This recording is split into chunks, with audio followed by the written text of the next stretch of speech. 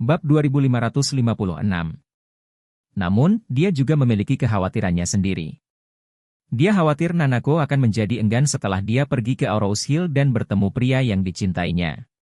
Terkadang, banyak orang yang sangat mampu dan menjanjikan akan kehilangan semangat dan mengejar orang yang mereka cintai. Karena itu, dia juga takut setelah Nanako pergi ke Aurous Hill, dia tidak mau kembali ke Jepang. Namun Kawana tidak berani mengungkapkan kekhawatirannya, karena ia takut setelah ia mengatakannya, ia akan meninggalkan petunjuk psikologis kepada Nanako, maka ia berkata, "Nona, maka saya akan menetap dengan Momotaro. Aku akan menemuimu setelah aku siap sebentar." Nanako memeriksa waktu dan berkata, "Kamu tidak perlu datang kepadaku lagi. Helikopter akan lepas landas dalam 20 menit. Lalu kita akan bertemu di landasan." "Oke, Nona tertua, kalau begitu aku akan lulus dulu." Setelah Kawana pergi, Nanako sedang mengemasi barang-barangnya. Ayahnya Takehiko Ito mengemudikan kursi roda listrik ke dalam rumah secara perlahan. Melihat dia sedang mengemasi barang bawaannya, dia bertanya, "Nanako, kamu akan pergi ke Aurous Hill kali ini.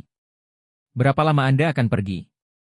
Nanako buru-buru meletakkan pakaian di tangannya, dan berkata dengan malu-malu, "Ayah, kali ini aku akan pergi ke sana sekitar 10 hari."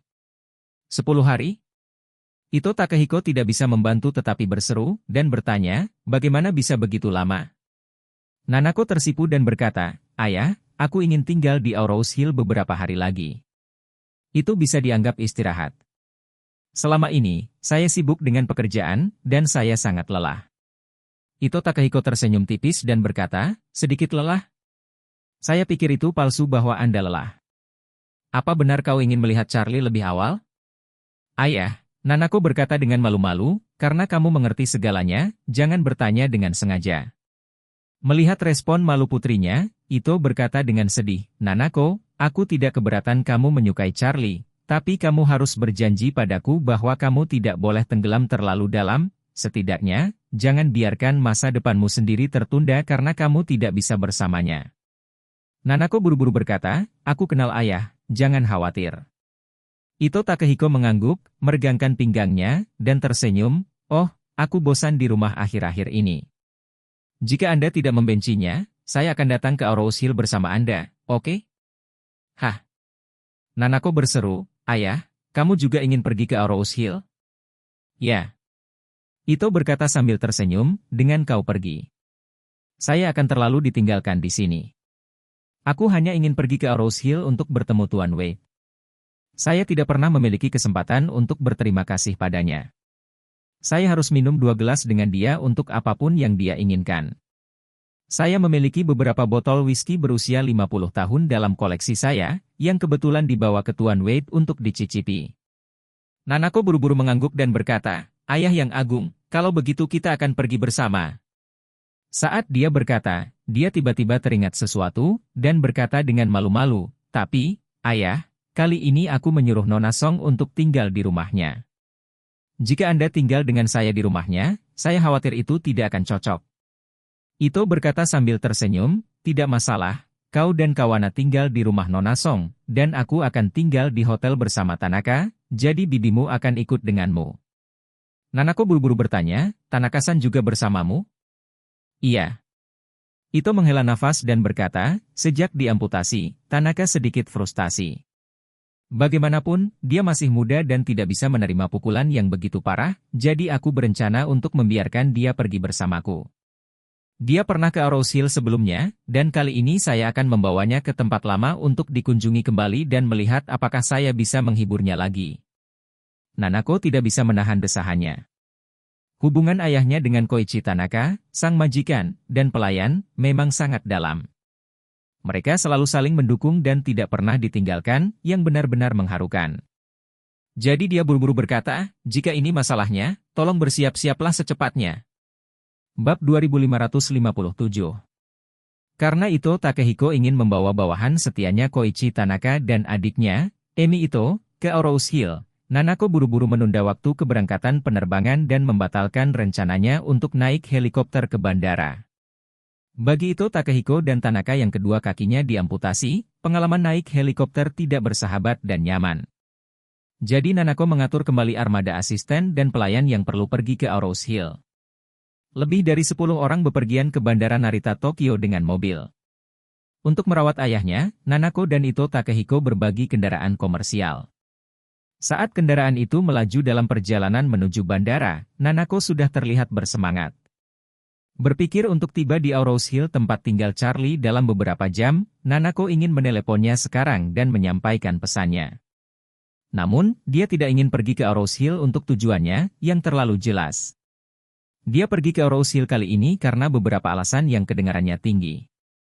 Alasan pertama adalah dia ingin melihat Warnia dan anjing Akita yang dia berikan kepada Warnia.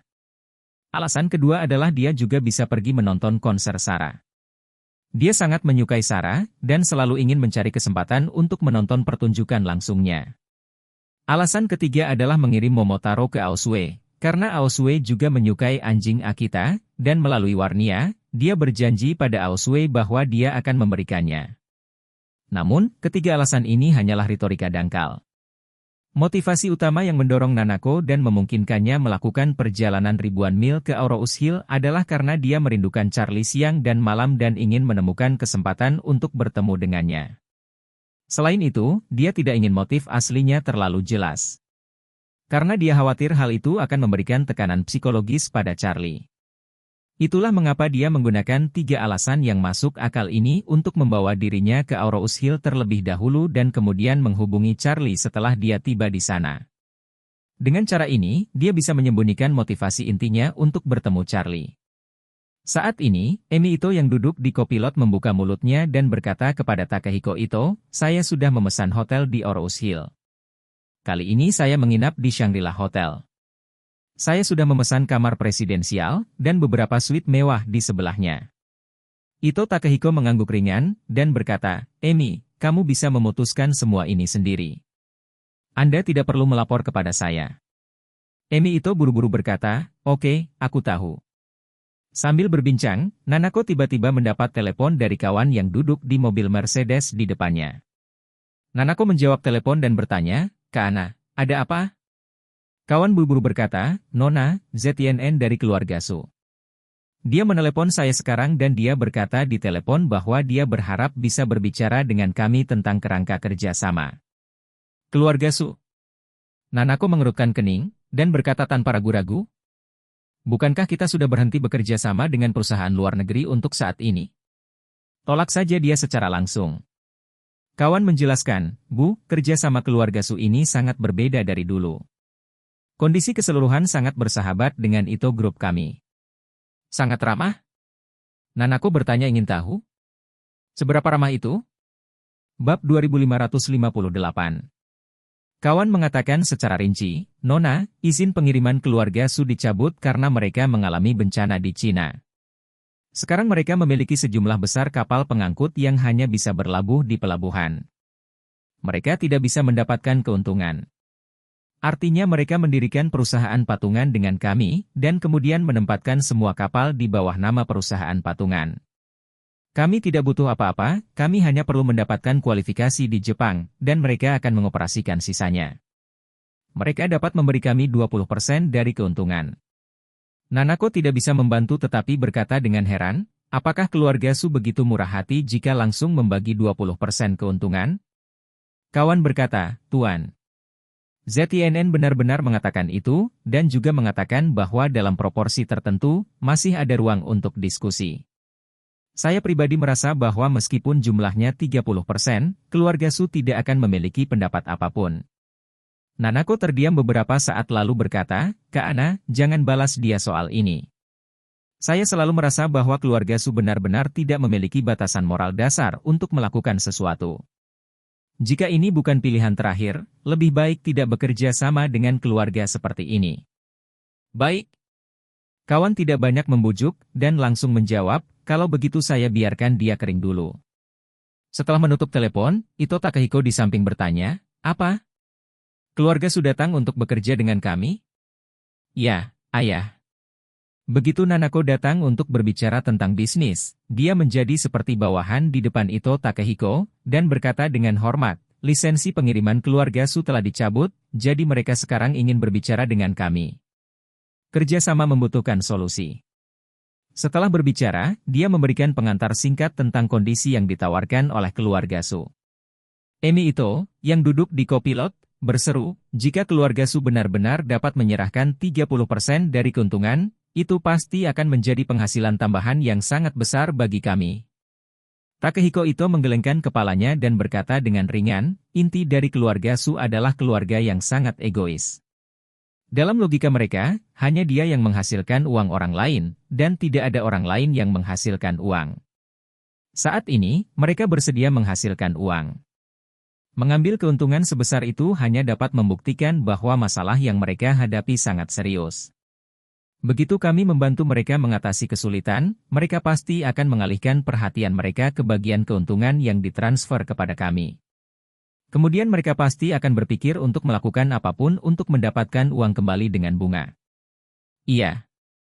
Nanako mengangguk setuju, ayahku dan aku memiliki pendapat yang sama. Untuk keluarga seperti keluarga Su, kita harus menjauh. Setelah setengah jam, sebuah pesawat Gulfstream G650 lepas landas dari Bandara Narita, Tokyo. Nanako mengambil kesempatan untuk pergi ke Aurous Hill bersama ayah dan bibinya. Pada saat yang sama, Cheng Feng berdiri di teras villa tepi danau, menghadap ke danau yang tenang, dengan ekspresi dingin. Dia menatap ZNN di sampingnya dan bertanya dengan suara dingin, "Kenapa? Keluarga itu belum menjawab?" "Belum." ZNN menjawab dengan jujur, "Saya menghubungi asisten Nanako. Dia berkata bahwa dia akan memberi umpan balik kepada Nanako. Mungkin Nanako perlu memikirkannya lagi." Cheng Feng menggelengkan kepalanya, tidak ada yang perlu dipertimbangkan tentang hal semacam ini. Jika Nanako benar-benar berminat tentunya akan segera menghubungi kami untuk membahas detail kerjasama tindak lanjut tersebut. Jika dia tidak tertarik, tentu saja akan seperti sekarang. Jangan menanggapi lagi. ZNN buru-buru berkata, atau mungkin mereka sengaja ingin menggantung kita, lalu mengambil kesempatan untuk berbicara dengan singa kita. Mustahil. Cheng Feng berkata dengan dingin, bahkan jika Anda ingin tertangkap, Anda setidaknya akan menerimanya di permukaan, pertama-tama buat saluran komunikasi yang lancar antara satu sama lain, seperti saluran komunikasi yang tidak langsung menanggapi ini, kemungkinannya adalah pihak lain tidak tertarik sama sekali. Saat dia berbicara, kepala pelayan Anson berjalan dan berbisik, "Tuan, pesawat Tuan Mai akan tiba di Suhang dalam 1 jam. Oh. Cheng Feng tiba-tiba mengangkat alisnya dan berseru, "Cepat, beritahu dapur, tekan menu yang sudah disiapkan, dan segera siapkan jamuan makan untuk Tuan Mai untuk mengambil debu, dan juga beritahu Ragnar untuk datang." Bab 2559. Ketika Ragnar menerima pemberitahuan Anson, dia sangat bersemangat. Masalah dengan putra bungsunya Wookie selalu membuatnya sangat khawatir. Tetapi dia tahu betul bahwa Charlie tidak akan dapat menyembuhkan putranya yang lebih muda dalam waktu singkat. Dan sekarang keluarga Su mengundang seorang master metafisika Feng Shui, dia secara alami menantikan ini master dapat membantunya menyelesaikan simpul ini. Jadi dia segera berkata kepada Anson, "Terima kasih, kepala pelayan Su, karena telah memberitahuku itu. Saya akan membawa anak saya ke sini. Biarkan Tuan Mai mencarinya." Ketika Anson mendengar ini, dia buru-buru berkata, Jangan. Bukankah anakmu meminta sesuatu setiap jam?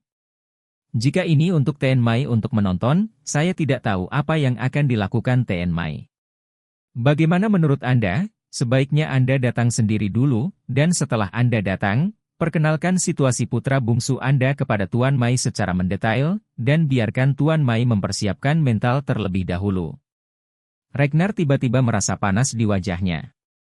Dia hanya memikirkan kesempatan untuk menyembuhkan putra bungsunya, tetapi dia mengabaikan betapa putra bungsunya sekarang ditolak. Jadi dia tidak punya pilihan selain dengan hormat mengatakan, "Terima kasih atas pengingatnya, kepala pelayan Su, kalau begitu aku akan datang sendiri dulu." Ketika Ragnar berangkat ke villa tepi danau di Cheng Feng, Ishak menerima laporan dari bawahannya bahwa kamar presidensial, yang kosong selama setengah tahun, dipesan oleh keluarga itu Jepang. Apalagi daftar warga yang dikirim oleh keluarga itu sebenarnya mencantumkan nama Ito Takehiko. Ishak terkejut dan segera menelepon Charlie untuk melapor. Charlie juga sangat terkejut dengan ini. Dalam daftar yang dikirimkan kepadanya oleh Ishak, dia tidak hanya melihat nama Ito Takehiko, tetapi juga saudara perempuan Ito Takehiko, Ito Emi, dan bawahan Ito Takehiko, Koichi Tanaka. Charlie bertanya-tanya, ia tidak mengerti mengapa Ito Takehiko tiba-tiba datang ke Aurous Hill, dan juga membawa Tanaka Koichi. Anda tahu, keduanya sudah diamputasi, dan sekarang sama-sama cacat tanpa kaki. Charlie tidak memiliki pemikiran untuk meremehkan orang cacat atau mendiskriminasi orang cacat. Dia hanya tidak mengerti mengapa kedua orang ini sudah berada dalam situasi ini, dan mereka datang jauh-jauh ke Aurous Hill. Dipikir-pikir lagi, Warnia awalnya mengatakan bahwa Nanako juga akan datang ke Aurous Hill untuk menikmati konser Sarah. Dalam hal ini, Nanako diperkirakan juga akan hadir kali ini. Alasan mengapa dia tidak bisa melihat nama Nanako di daftar penghuni hotel adalah karena Nanako berencana untuk tinggal di rumah Warnia kali ini. Tapi Charlie juga sedikit terkejut, bertanya-tanya mengapa Nanako datang ke Aurous Hill, mengapa dia tidak menyapanya terlebih dahulu. Di sisi lain, Ragnar bergegas ke villa tepi danau keluarga Su. Setelah tiba, dia tidak melihat Cheng Feng dan ZTNN, tetapi kepala pelayan Anson menerimanya. Anson mengaturnya di ruang tunggu dan memperingatkannya, Emer Mai akan ada di sana sebentar. Anda akan menunggu di sini dulu. Dia meninggalkan ruangan ini tanpa izin. Duduk saja di sini dan tunggu pesan saya. Kamu mengerti? Ragnar sedikit tidak senang dengan sikap Anson yang superior dan sok. Bagaimanapun, Anson bukanlah keluarga Su, dia hanyalah anjing Su tua. Apalagi dikabarkan kalau orang ini sebenarnya bukan bernama Su, tapi nama aslinya adalah Dong Anson.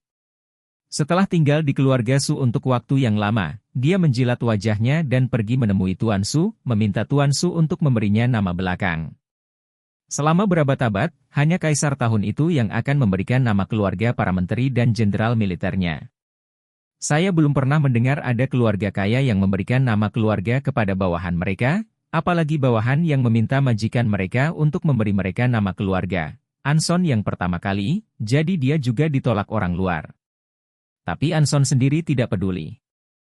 Apa yang benar-benar ingin dia lakukan adalah menjadi orang kepercayaan Su tua dan membuat Su tua benar-benar mempercayainya. Selama dia bisa membuat masa depannya cerah, nama keluarganya tidak terlalu penting. Meskipun Ragnar memandang rendah Anson oleh 10,000 orang, dia tidak berani menunjukkan ketidakpuasan di depan Anson.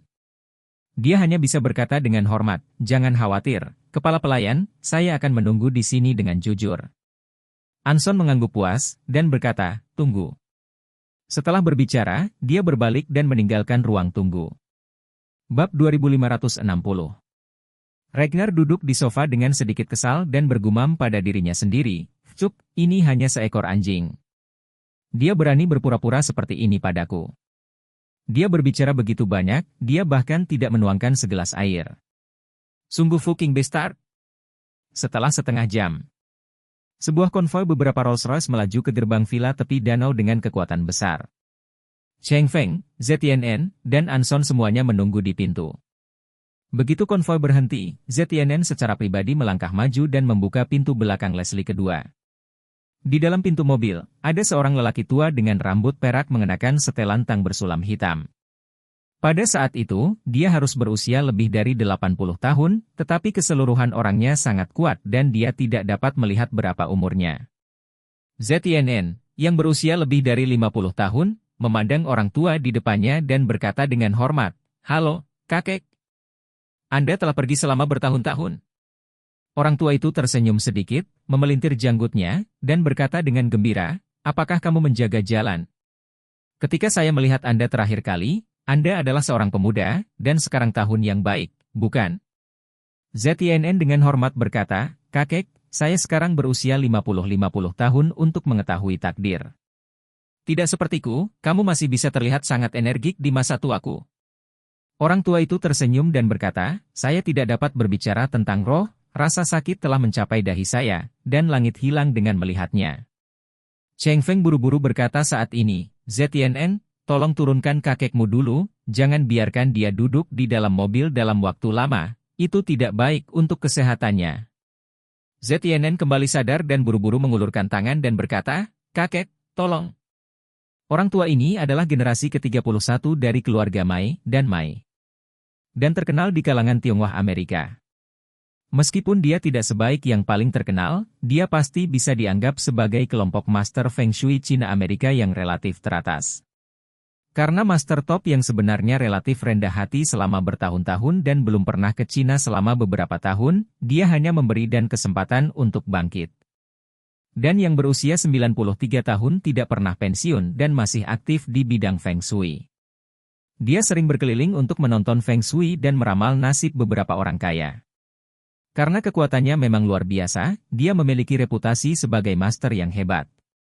Kali ini, untuk mengundangnya keluar gunung, keluarga Su menghabiskan 15 juta dolar AS, dan pada saat yang sama membayar penerbangan charternya ke dan dari Aurous Hill, serta semua pengeluaran lain untuk makanan, pakaian, perumahan, dan transportasi, yang membawanya dari Amerika Serikat.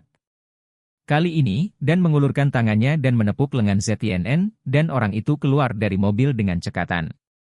Cheng Feng buru-buru melangkah maju, membungkuk, dan berkata, "Paman Mai, sangat sulit bagimu untuk lari sejauh ini. Maafkan saya."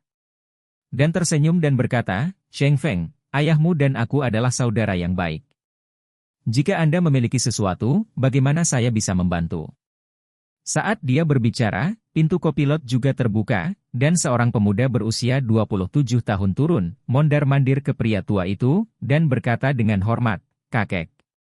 Dan mengulurkan tangannya untuk membawanya ke sisinya, dan berkata sambil tersenyum, "Cheng Feng, Shou Dao, izinkan saya memperkenalkan kepada Anda, ini adalah buyut lama saya, Mike." "Mike?" ZTNN bertanya tanpa sadar, apakah itu nama Inggris atau nama Cina? Pemuda itu tersenyum dan berkata, "Paman Su, Mike adalah nama Cina saya, tetapi nama Inggris saya juga Mike, dan kedua karakter Cina tersebut juga ditransliterasi." Dan tersenyum dan berkata, "Orang muda lebih modis." Ketika ayah Mike menamainya, dia dengan sengaja menamainya dengan kombinasi nama Cina dan Barat. Cheng Feng buru-buru berkata, "Nama ini sangat menarik, dan kebetulan itu adalah Mai. Ini adalah pelesetan yang dimaksudkan untuk membunuh dua burung dengan satu batu. Benar-benar luar biasa." Dan melambaikan tangannya, "Cheng Feng, jangan membual tentang ayahnya di sini. Nama Mike agak lucu." "Itu tidak luar biasa." Cheng Feng tersenyum canggung dan berkata, "Paman Mai, saya tidak memiliki tingkat pendidikan saya setinggi Anda. Sejauh yang saya ketahui, nama ini benar-benar hebat." Dan menepuk pundaknya dan berkata sambil tersenyum, "Oke, mari kita duduk dan membicarakan urusan keluarga Anda.